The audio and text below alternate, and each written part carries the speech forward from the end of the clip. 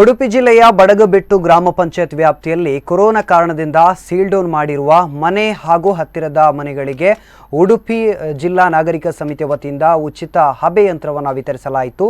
ಒಟ್ಟು 25 ಮನೆಗಳಿಗೆ ಹಬೆ ಯಂತ್ರಗಳ ವಿತರಣೆ ಕಾರ್ಯಕ್ರಮ ನಡೆಯಿತು. ಕಾರ್ಯಕ್ರಮದಲ್ಲಿ ನಾಗರಿಕ ಸಮಿತಿಯ ಸಂಚಾಲಕ ನಿತ್ಯಾನಂದ ಒಳಕಾಡು, ರಾಘವೇಂದ್ರ ರಾವ್ ಸೇರಿದಂತೆ ಮತ್ತಿತರರು ಭಾಗಿಯಾಗಿದ್ದರು.